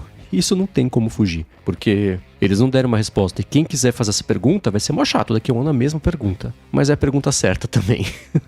Então, tem um aspecto que a gente já comentou em outros papos, mas vale lembrar aqui também que esse produto custa $700 e você precisa de uma assinatura, senão ele não serve pra nada. É quanto? $30? Uma coisa assim? 15, 17? Enfim, é uma graninha ali 23, que você tem que por aí. pagar todo mês, né? E aí eu também vi gente citando isso como evidência que foi um lance assim, precisamos lançar logo porque vai acabar o dinheiro dos investimentos aqui, e aí lança um negócio aqui, ninguém vai comprar mesmo, bota um valor alto, porque, poxa, pagar $700 mais uma assinatura mensal por isso, né? E outra coisa, isso é aquele tipo de produto que eu vivo comentando aqui, né? Mais sobre coisas IoT, mas nesse caso vale também. Se a Humane falir, for comprada, se o produto deixar de existir, não dão um mês, eles desligam os servidores lá e acabou. Seu produto virou um peso de papel. Nem pra isso vai servir, porque ele não é muito pesado, né? Então é complicado você apostar num negócio com esse preço, com custo mensal e que sem o back-end é um tijolo. Muito bem, pra variar a gente tá ficando sem tempo, na verdade já deu tempo de episódio, mas como vocês seguem mandando perguntas, a gente vai responder algumas perguntas. Vamos pular o segundo assunto, que é emulador. Tem emulador no iOS, se ele quiser usar. Legal, tava jogando Super Mario World hoje no iPhone, que eu adquiri legalmente. Aliás, só pra registrar, o carinha do emulador teve a semana de ouro dele, né? Porque foi o emulador e foi também a AutoStore, né? O mesmo carinha, não é? É o Testot. Mas enfim, isso fica como prévia, talvez, aqui de assuntos que a gente pode trazer na semana que vem, mas vai ter link na descrição só pra quem quiser entender do que estamos falando, afinal. Pra quem não sabe, não fez o menor sentido. Mas vou fazer o seguinte, eu vou trazer aqui o Alô ADT, que é a parte que você que tá escutando pode entrar em contato com a gente, pode mandar perguntas, querer saber o que a gente acha de alguma coisa, etc. Mas antes disso, eu vou agradecer a ExpressVPN, que tá mais uma vez patrocinando o ADT e segue oferecendo até 4 meses de graça para assinar o plano anual, porque você testa por assina 12, ganha 3 a mais depois, mas tem que ser por meio do link expressvpn.com/ADT. VPN é aquela coisa, se você se conecta a Wi-Fi públicos, depende para trabalho ou para viagem mesmo. Então, desde um Wi-Fi de um aeroporto ou de um avião, até o do shopping, o do restaurante, o da pracinha, geralmente o seu dado é o preço dessa conexão, e por isso que ela é de graça, mas nem sempre. No avião, você paga, mas seu dado também, ele subsidia um pedaço da conexão. Isso vai parar em relatório de uso de serviço, etc. E eles coletam, né, os sites, por quanto tempo, os conteúdos, plataformas, aplicativos, mas você poderia ter que dizer não. E com o ExpressVPN você pode falar não, porque os seus dados passam a ser criptografados, então se conectando, roteando a conexão pelo servidor da ExpressVPN e usando o Wi-Fi público, nem quem está oferecendo Wi-Fi e nem ExpressVPN sabe o que você está fazendo, afinal os seus dados são seus. E uma outra coisa bacana, e isso eu uso todo dia agora na minha Apple TV, é que se você se conectar, rotear a conexão pelos Estados Unidos, acessar o Max, por exemplo, você vê o catálogo americano, que é diferente, muito maior do que o catálogo brasileiro. Eu vejo The West Wing todo dia, graças a isso. E para conhecer melhor, faz o seguinte, vai em expressvpn.com/ADT, tem link na descrição. Por meio desse link, você primeiro vai ter um mês de graça para experimentar, ver como é fácil colocar no iPhone, no iPad, no Mac, na Apple TV, como eu acabei de falar, no roteador da sua casa também, se você quiser, ou na TV também, dependendo do modelo, né, se você não tiver a Apple TV. E aí, para assinar o plano anual, quando você pagar por 12, você ganha 3 a mais. São 16 no total, pagando por 12 em expressvpn.com/adtrabalho. Muito obrigado, ExpressVPN, pelo patrocínio de mais esse episódio aqui do podcast e pelo apoio a toda a Gigahertz. Obrigado. Valeu! Nossa, vazou o álbum da Taylor Swift, vocês viram? Eita! Tá aí um assunto que eu achei que não pingaria hoje no ADT. Sabe por que eu sei? Graças ao Felipe. Ah. A gente até falou dela também no A Fonte nessa semana, sobre como ele foi criticado por ter publicado uma matéria sobre o Apple Music que envolvia Taylor Swift. Enfim. Alô, ADT. Marcos Mendes mandou uma pergunta aqui em gigahertz.fm/feedback e ele quer saber do Rambo como é que foi fazer o primeiro teste de uma coisa que eu vou deixar, na verdade, você falar, contar a história inteira, mas que eu tô bem interessado. Bom, para quem não se lembra, né, a União Europeia obrigou a Apple a permitir App Stores de terceiros e sideloading e tudo mais no iOS. Sideloading não ia rolar, né, de você baixar app de site e tal, mas a Apple não ia fazer, mas daí descobriram que iam ter que fazer, então no iOS 17.5 vai rolar. Mas desde o 17.4 já tem suporte a marketplaces e tudo mais. E o primeiro marketplace, pelo menos que se tem conhecimento, foi lançado hoje, no dia que estamos gravando aqui, que é a AltStore do Riley Tested, que também é o desenvolvedor do emulador lá, o Delta, que inclusive foi o primeiro app que eu instalei da AltStore no iPhone, porque eu testei a AltStore. Ah, Rambo, mas você tá na Europa? Não, eu não estou na Europa, mas eu tenho um Security Research Device. Volta lá no episódio que a gente falou sobre ele, mas resumindo a história, faz de conta que o meu iPhone está na Europa e que eu estou na Europa e por conta disso eu consigo, né? Você que tá no Brasil, você não vai conseguir instalar, né? Nem nos Estados Unidos, é só quem tá realmente dentro da União Europeia ou quem tem um Security Research Device que consegue simular isso. E eu achei o processo bem ok. Eu não acho que é algo que vai impedir uma pessoa que quer fazer de fazer, né? Porque a gente levantou essa hipótese em discussões até antes de sair o DMA, né? Quando a gente tava só especulando, vai ser um negócio tão difícil, você vai ter que digitar a sua senha 50 mil vezes e reiniciar o device, vai ser tão chato que ninguém vai querer fazer. Mas não, eu achei ok. Eu mandei um vídeo pra vocês e tem uma etapa que não aparece nesse vídeo. Então talvez por isso, Marcos, você tenha achado tão fácil. Mas mesmo assim, não é tão complicado assim. Então como é que funciona? Para você instalar um marketplace de terceiro, você vai entrar no site desse marketplace. Então, no caso da AltStore, eu entrei lá no site deles. E aí, a AltStore, para você ter acesso, você tem que pagar uma anuidade de €1,50. Anual, tá? R$1,50 por ano. Acho que, né, vale a pena, tanto é que eu paguei só pra testar. E isso ele já explica lá que é pra cobrir o Core Technology Fee lá, que é €50 por usuário acima de 1 milhão por ano. Então, né, se por acaso acontecer dele passar desse limite, já tá coberto, né, pela assinatura. Enfim, aí você abriu o site, tem um botãozinho lá, depois que assinou e tal, toca aqui pra instalar a AltStore.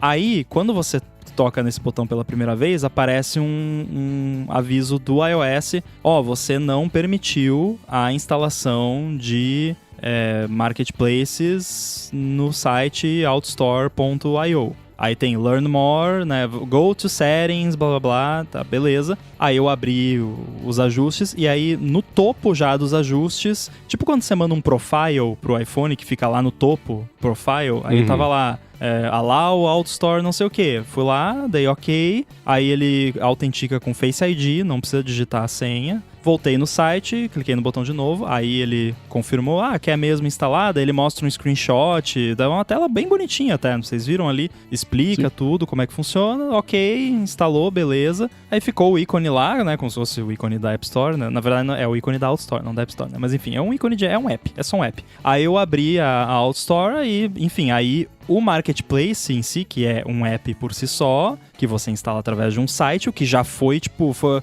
uma coisa que quando eu fiz, eu fiquei... que tem alguma coisa errada, não dá, a Apple não deixa, como que faz? Aí, beleza, foi lá, aí... O app em si do Marketplace é um app, então o Marketplace vai ter o app do jeito que quiser, organiza como quiser, mas é meio parecido com a App Store. Tem lá a Home, daí tem os apps em destaque, você vai ver, tem um lugar para ver os apps que você tem instalado, tem um lugar para ver os updates e tudo mais. E aí eu selecionei lá o Delta, que é grátis, aí tem um botãozinho lá, você clica pra baixar, toca, não clica, porque é um iPhone. Aí você toca lá, baixa, aí tem mais uma telinha do iOS, permite que a Outstore instale o app Delta? Permito, Face ID, ok. Aí instalou o Delta e o Delta funciona como qualquer outro app, baixou rapidinho, tudo. Então, eu achei o processo bem tranquilo. Tem, né, uma etapa a mais no começo ali para você autorizar, mas a partir do momento que você instalou aquele Marketplace, é o mesmo número de etapas de você instalar um app da App Store, porque quando você vai instalar um app novo na App Store, você também tem que autenticar lá, você tem que até dar os 2 toques, né, para confirmar a compra, entre aspas, mesmo sendo um app grátis, mas no Marketplace não, ele só faz um Face ID ali, beleza, já instala. Então, gostei, achei o processo bem tranquilo. É bem legal, eu lembrava que o pessoal comentou, nossa, são tipo 17 etapas, é um trabalhão do cão, ninguém vai fazer isso, etc. Aquela conversa que a gente já sabe. Na hora que você mandou o vídeo, eu falei, ué, só isso? Então tá. Eu contei aqui inicial. de cabeça 3 etapas, né? Que é autorizar o site a instalar o Marketplace, aí você vai lá, instala de novo, 2 etapas, e aí você autorizar a instalar o app dentro do Marketplace. São 3 etapas. Mas para instalar o Marketplace em si, são 2 só. Que beleza. Tô tentando achar, acho que foi uma matéria do The Verge que detalhava o passo a passo, que era gigantesco, enorme. Mas você tá com o beta mais recente do sistema, né? Eu tô no 14.5. Eu tô no beta mais recente. Talvez tenha mudado alguma coisa nesse meio tempo. Eu acho que saiu, talvez a matéria, ela tem umas 2-3 semanas, então devia ser em cima de um beta versão anterior, né? Eles podem ter simplificado aí a tela. Vai saber se foi a pedido da Europa ou não, né? Que tá uma negociação de vai e vem, né? A Europa fala, quero 2, a Apple fala assim, dou 1. Não, é 2. 1,15? Então tá bom, aprovado, 1,15, né? Um leilão de quem dá menos aí pra aprovar. Regra por regra, mudança por mudança, pra evitar da Apple falar assim, vou dar 3, tá? A gente ia pedir só 1, mas tá bom, 3, então beleza, você já falou, agora é isso. Então tá essa negociação às cegas aí. Mas bem legal, bem interessante. Vamos ver o que mais vai pintar.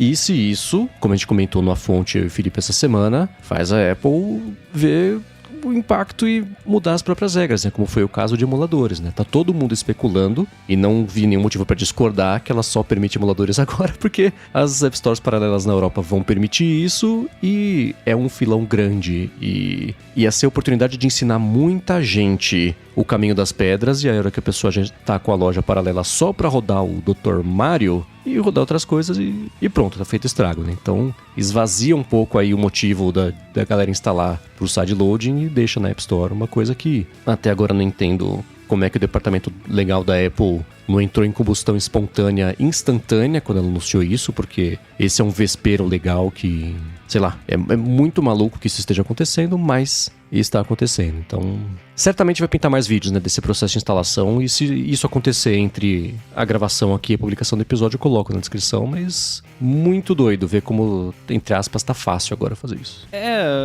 Eu acho que eu não chamaria nem de especulação, né? Que você falou, especulação de que a Apple fez isso por causa das App Stores alternativas. Eu acho que é mais do que óbvio. Com certeza foi por causa disso. E o irônico é que assim a Apple prova o caso da União Europeia, né? Porque concorrência, olha só, agora a Apple vai ter concorrência. Então ela teve que abrir mão ali um pouco no negócio da flexibilizar uma coisa lá na App Store. Como já vem flexibilizando outras coisinhas também, né? Mas esse foi um ponto forte. E a gente não pode esquecer que a gente até entrevistou o Riley no Stack Trace há muito tempo atrás para falar da AutoStore, que já existia como um lance meio de jailbreak, mas não jailbreak, que você fazia uns hacks lá para instalar. Que ele criou a AutoStore originalmente para distribuir o Delta, que é o emulador dele lá, e tá claro aí então que isso seria um grande motivo para as pessoas usarem a AutoStore, mas também, óbvio, outras,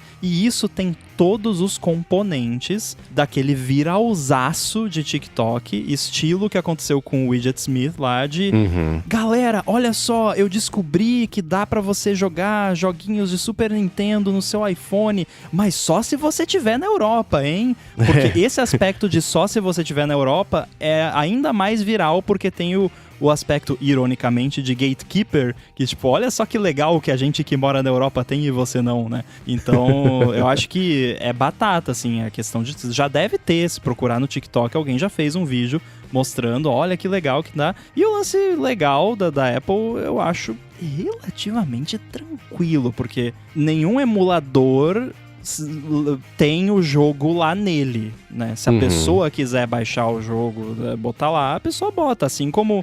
Se eu quiser baixar o MP3 pirata e sincronizar com um app de música, eu faço, né? Aí, claro, tem o lance, pode ter nos screenshots alguma imagem lá, mas legalmente, assim, de tipo... processo ganho na certa porque tem um emulador lá que consegue rodar jogos da plataforma X ou Y. E detalhe também, a Apple especificou nas regras Retro Game Emulators. Aí isso abre margem para interpretação da Apple do que é retro, né? O que é um console retrô, né? E aí o pessoal tava até falando, o Switch já é retrô, porque, né? Mas eu acho que provavelmente a definição é algo como consoles que já não são mais vendidos pelo fabricante, né? Para fins legais, eu só quero dizer que o exemplo do Dr. Mario foi completamente aleatório e hipotético, tá? Então... E o meu exemplo do Super Mario também.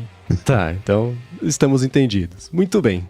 Deve, claro, pintar mais notícias e curiosidades sobre isso. A gente vai trazer aqui nos próximos episódios. Agora, quem também entrou em gigahertz.fm/feedback e mandou uma pergunta foi o RMP Arquimago. Falou o seguinte: recentemente o canal Tech fez um vídeo falando para não deixar carregando o telefone durante a noite ou qualquer outra coisa durante a noite, porque muitos aparelhos não têm um gerenciamento inteligente de energia e também as pessoas têm o hábito de deixar carregando em cima de pano, coisa que não dissipa muito bem o calor. Qual é a opinião de vocês sobre isso? Posso deixar tudo direto na tomada, inclusive coisas que eu fico pondo e entrando na tomada, como celulares e tablets, ou é melhor colocar para carregar um pouquinho toda hora, como por exemplo na hora do almoço, durante a janta e por aí vai? Eu acho que a própria matéria já respondeu a pergunta, né? Que é, as pessoas têm o hábito de colocar para carregar em cima de pano, né? Não faz isso, né? Os devices têm o gerenciamento ruim, os da Apple não. Tá, então os da Apple não sofrem desse problema. E se você estiver usando, né? Vamos lá, se você estiver usando carregador da Apple ou um carregador bom de marca que você sabe que é original, cabo da Apple ou um cabo bom de marca que você sabe que é original e um dispositivo da Apple, pode deixar carregando durante a noite do seu lado na cama, não tem problema, mas não na cama. Muito menos embaixo do travesseiro, como tem gente que faz. Exceto se for da Apple também. Não. Daí não vamos nem dar margem para essa interpretação aqui, porque eu sei que não tem travesseiro da Apple, mas aí não tem device, né? Se bem que assim, o iPhone, se você botar ele para carregar embaixo do travesseiro e ele chegar a um ponto que ele perceber que passou dos limites aceitáveis de temperatura, ele vai parar de carregar, e se ele perceber que ainda não chegou nos limites, ele vai desligar sozinho até esfriar. Então, O iPhone, o iPad, os produtos da Apple têm um bom gerenciamento de carregamento de bateria e tudo mais, o que não quer dizer que se você procurar, você vai encontrar notícia de iPhone que pegou fogo, carrega. É um risco. Toda bateria de lítio tem o risco de entrar em combustão. Isso não acontece todo dia, não acontece. A gente tava falando sobre isso em off antes da gravação, né? De tipo, existe a possibilidade? Existe. Toda bateria de lítio é um incêndio, é uma bomba em potencial. Mas é que nem o lance de, né, você sofreu um acidente de avião. É muito, muito raro, né? Tem trocentos mil voos por dia e um acidente a cada 5 anos. Né, que né, fatal e tudo mais. Então, assim, lance de smartphone, principalmente os de marca, né? Eu falei dos da Apple, que são os que eu conheço, mas qualquer smartphone, Samsung teve uns problemas no passado, mas eu acho que por eles terem tido problemas no passado, talvez tá até melhor hoje em dia do que se não tivesse tido problema, né? Então, qualquer smartphone de marca conhecida e tal vai ter um bom gerenciamento. Agora, o problema é justamente esses hábitos, né, que ele mencionou ali, de tipo, botar pra carregar em cima da cama, embaixo do travesseiro, usar carregador que não é de confiança, com o carregador da China genérico, cabo meio zoado, que tá com curto, ou a porta tá suja. Então, assim, pequenos cuidados básicos. Você tomando eles, né, você só vai ter o risco da bateria de lítio, que sempre vai estar ali. Aí você escolhe se você quer correr esse risco ínfimo ou não. Se você não quer, deixa carregando em outro cômodo, dentro de uma caixa de areia, sei lá. Duas coisas. Eu me lembrei que eu tirei o negócio do forno, tava 250 graus, provavelmente um pouco menos, coloquei em cima do pano e não pegou fogo. Aí você pensa assim, pô, então o iPhone não vai pegar fogo. O problema é que quando você tá na cama, tem aquele algodão, né, aquela poeirinha, sei lá. Não é um pano de cozinha resistente. Então, né, evita. De repente, o travesseiro é de pena ou de espuma. Então, né, como o Rambo falou, cuidados básicos. E uma outra coisa, e eu acho que isso não é exatamente um cuidado básico, é dar uma olhada na tua rede. Ver se não tá com mau contato. De repente fica lá ligando e desligando, desligando a tua própria rede. Eu tenho uma teoria de quando o carro elétrico estiver popular, aí tem a garantia da bateria. A bateria custa 40 mil reais. Aí você vai lá olhar na garantia, tá dizendo que tem que estar seguindo os padrões, aquela coisa toda. Por 40 mil, né, vale a pena mandar um técnico para avaliar a tua rede elétrica. Aí o cara o engenheiro lá, peraí, não tem aqui, não tá aterrado, o neutro tá vazando pro aterramento, vai acabar, né, invalidando a garantia, porque a gente não tem o hábito de ter uma boa rede elétrica. Então, né, dá uma olhadinha, às vezes a tua rede elétrica tá legalzinha, de repente pega ali um estabilizador ou qualquer coisa do tipo, dá para garantir que vai estar tudo direitinho mesmo para os seus eletrônicos, para essa coisa mais sensível. O que eu faço, eu deixo ele carregando no meu iPhone, ele tá sempre, ou ele tá no meu bolso, ou ele tá no carro recarregando, ou ele tá na base recarregando via indução, salvo se tiver com a bateria muito baixa, que aí eu obrigatoriamente coloco no cabo para não esquentar tanto. Mas de resto, ele tá sempre carregando, zero preocupação com isso. Claro que, né, tem relógio, meu relógio não fica carregando sempre. Aí tirei do pulso, tomar banho, enfim, alguma coisa, eu coloco para recarregar, mas assim, zero neuro em relação a isso. Eu tenho aquela basezinha da Nomad, né, que carrega até 3 devices, mas eu sempre boto a caixinha dos AirPods e o meu iPhone quando eu vou dormir, né? A gente até já teve perguntas com relação a carregar por indução não prejudica a bateria e tal. Até fui olhar agora, que fazia tempo que eu não olhava. Eu tenho um iPhone 15 Pro Max, que eu comprei basicamente no lançamento, todo dia de noite carregando ali na base de indução. Aí de vez em quando, se eu uso mais e preciso de uma carga extra. Já usei também aquela basezinha daquela MagSafe da Apple em viagem e tal, 99% saúde da bateria. E eu não cuido nada, assim. Quero carregar? Eu carrego, né? A gente tem MagSafe no sofá, um de cada lado também. Às vezes eu tô lá de noite, tá 25%? Vou botar aqui já pra dar, se eu quiser assistir uns TikTok depois, pra não cair abaixo de 20, que eu não gosto de deixar cair abaixo de... O único cuidado que eu tenho é esse, eu não gosto de deixar chegar muito baixo a bateria, porque me dá faniquito. Mas é isso, 99%, claro, não tem nenhum ano o aparelho, né, mas eu acho 99% com o tempo de uso e com o uso que eu tenho bem bacana, considerando que carrego por indução todo dia de noite e também não tenho medo de deixar carregando do meu lado por indução todo dia de noite. O único problema que eu já tive com isso foi... Mas aí eu descobri que é porque eu acho que a posição do iPhone não tava muito boa e aí tava dando ruído. Tava fazendo um ruído, assim, quase imperceptível, mas eu deitado na cama, de noite no silêncio, ouvi, assim, lá no fundo, assim, e aí me irritou. Mas aí foi só ajustar a posição e parou. Um teste super científico que você pode fazer, Arquimago, é o seguinte. Compra 2 iPhones, e pega ali se a sua contraparte não tem muito zelo, ou tem um filho que não tem muito zelo, né, que, digamos assim, taca o lasque-se pro negócio. Aí você compara, deixa passar um ano, aí você compara com o seu, que você tomou todos os cuidados, e da outra pessoa você vai ver que não vai fazer tanta diferença.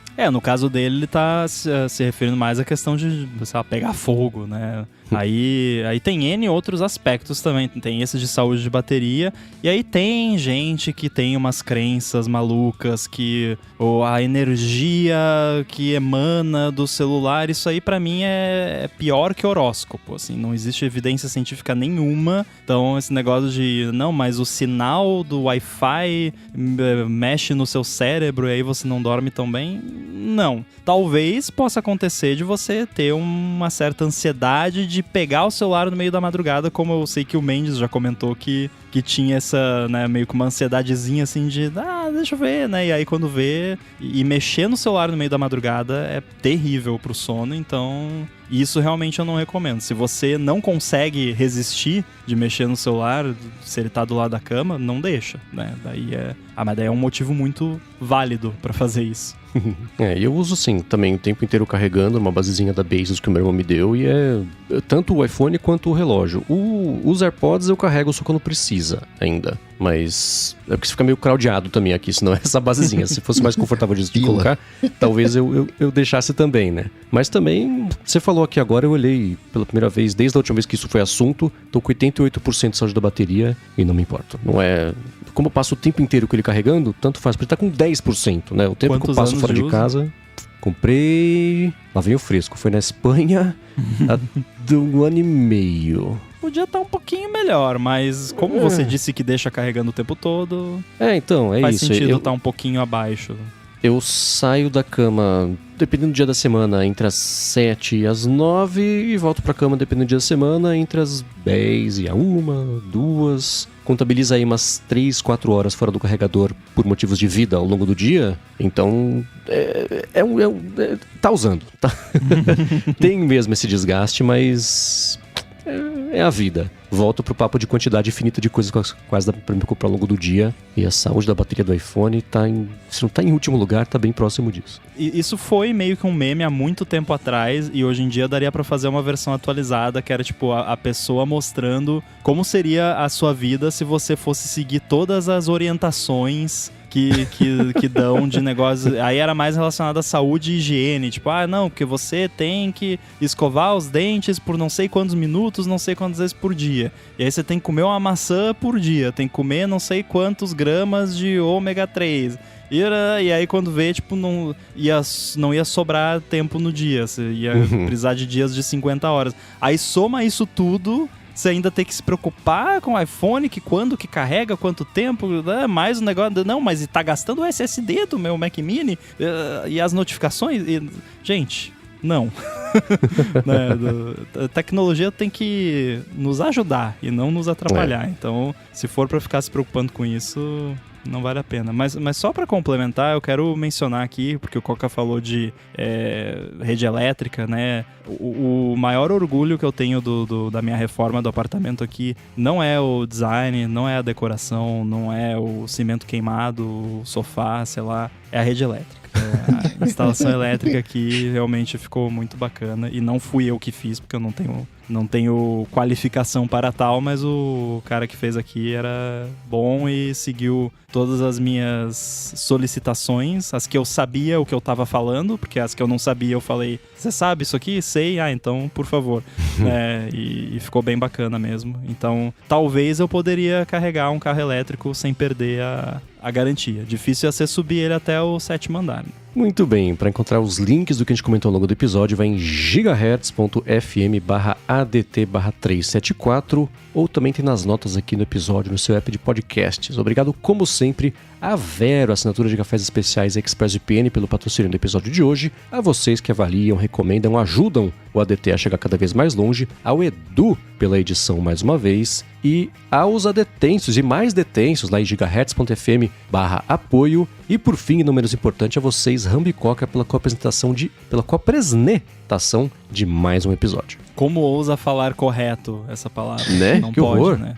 Quem sou eu? Valeu, eu tô aqui na Gigahertz também no Olá Mundo, que teve episódio novo essa semana, dá uma conferida lá no podcast Secreto Não Secreto, que teve um episódio bem bacana essa semana, recomendo escutarem lá com dicas não dicas de investimento, acho que ficou bem bacana o papo. E também tô lá no mastodon.social, _inside, Guilherme Rambo 2 no Threads e Instagram. Para falar comigo, só ir lá no Google, bater Coca-Teca, então no Instagram, no @coca.tech. Boa, sou MVC Mendes lá no Mastodon e no Instagram, apresento aqui na Gigahertz sua fonte com Felipe Espósito às segundas e a área de trabalho com a Bia Kunz e a Garota Sem Fio às quartas. E escrevo para o Mac Magazine todo sábado, no último fim de semana, sobre como agentes podem dar um cérebro para Siri, agora que ela tem olhos, talvez, com o Ferret UI, e também participo do Hipsters Fora de Controle para a Lura, que sai toda sexta-feira lá no feed do hipsters.tech. Obrigado mais uma vez pela audiência de vocês. Tudo dito e posto, a gente volta na semana que vem. Falou, tchau, tchau.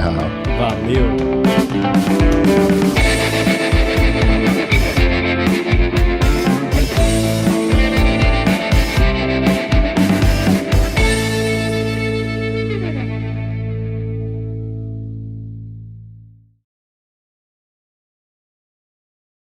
O Everton tá aqui em Floripa, a gente tava fazendo uma reunião hoje do Chip Studio e aí chegou uma encomenda do Mercado Livre que eu comprei essências pro umidificador, pra dar cheirinho bom. Uhum. E eram acho que 10, uma coisa assim. Aí é solúvel em água e tal, porque precisa ser, né, pro umidificador. Eu fiz uma brincadeira com ele que eu acho que ia ser legal de fazer com seu irmão, Mendes. Que eu peguei, eu abri as essências e dei pra ele cheirar sem ele ver qual era. E aí ele tinha que adivinhar qual era o cheiro. Foi divertido. Cara, com ele, o João ele é muito bom nisso.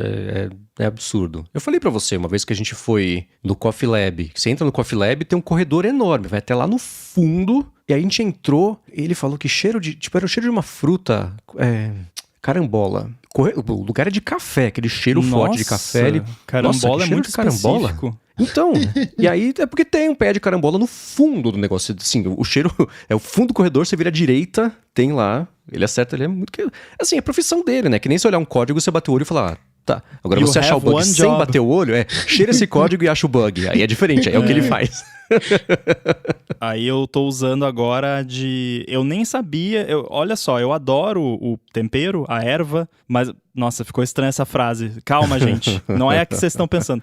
Mas eu nunca pensei em usar como aromatizante, que é alecrim. Uhum. É mó bom. Aí eu deixei ali e tal. Aí agora eu entrei aqui antes da gravação. Sabe o que me lembrou o cheirinho que ficou no ar? Cheiro de carro novo. Assim, não é uma essência sabor carro novo, mas o cheirinho de alecrim diluído no ar ficou com um cheiro de carro novo. Olha, alecrim me remete a batata frita. A batata frita é muito bom. Com alecrim, então... Então, um alhozinho. Aí vai bem. Fiquei com fome. Aí ele acertou, acho que uns 60%. Foi aí, foi boa. A história que eu lembro, acho que eu nunca falei direto com isso com o meu irmão, mas quando foram... Eu acho que a história é essa, talvez ele me corrija se isso aqui entrar de bônus track, eu trago a história de verdade. Mas o que eu sei é que rolava tipo um teste de aptidão antes dele fazer uma especialização lá na empresa dele, e era teste cego de aromas e tal, ele acertou todos. Então, show.